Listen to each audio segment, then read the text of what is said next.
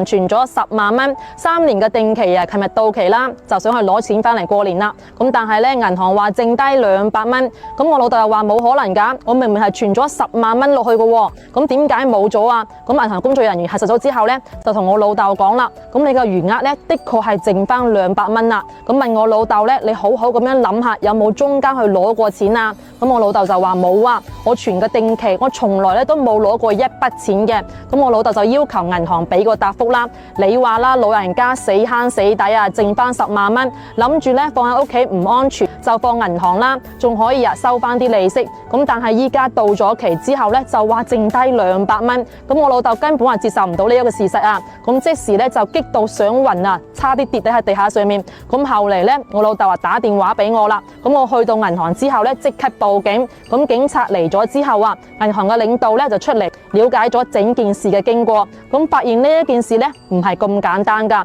咁原來3年前咧，我老豆去銀行存款嘅時候咧，咁當時嘅大堂經理啊向佢推薦咗一款新嘅儲蓄方式。咁呢一種方式咧，存款比普通嘅存款咧會高出10%嘅利潤。咁我老豆覺得幾好啊，於是就信咗呢個大堂經理啦。佢仲專門帶我老豆去 VIP 室辦理嘅。但係簽名嘅時候咧，我老豆睇咗合同上面寫嘅係保險合同，咁然後問咗一句啦，咁你咧唔係存款合同嚟嘅咩？點解上面有保險公司嘅標誌嘅？咁呢個大堂經理就講啦，咁依家呢個合同咧係咁樣嘅，都係帶住保險標誌㗎。咁於是咧，我老豆就簽咗名啦。問題就係依家點解啊，將會由10萬蚊變成咗200蚊呢？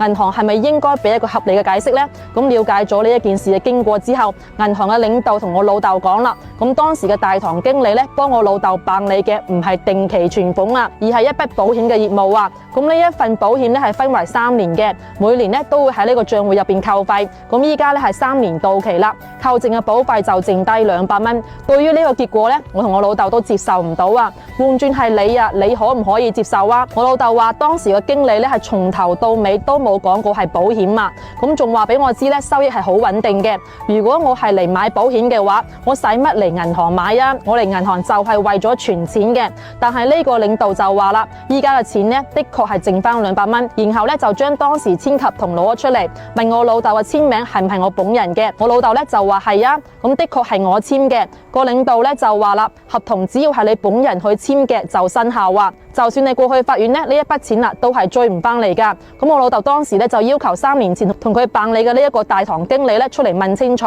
但係銀行話已經係調咗職，唔喺呢度上班啦。咁大家嚟評一下你，咁你話係咪銀行有問題在先啦？點解當時唔講清楚呢？咁呢一個係咪好明顯嘅欺詐先？咁呢個大堂經理咧係銀行嘅員工，咁佢喺呢間銀行任職期間咧，所有嘅工作銀行係咪都應該有責任啊？咁銀行係咪應該要俾個交代先？老人家死慳死抵咁辛苦，剩翻啲錢咁樣就俾人呃晒，銀行入邊咁多套路，老百姓仲可以去信邊個啊？所以大家咧一定要記住啊，以後去銀行存款或者辦理業務，特別係老人家一定要搞清楚啊，辦理嘅係乜嘢業務，唔好咧只係去聽工作人員嘅介紹啊，一定要睇清楚合同嘅條款，以免上當受騙啊！最後警察咧都話呢一筆錢咧係好難追得翻嚟嘅，咁因為咧始終係你本人嘅簽名。其實咧，大家有冇遇到過咁樣嘅事情呢？歡迎大家評論區度俾個意見，睇下點樣可以追翻呢一筆錢。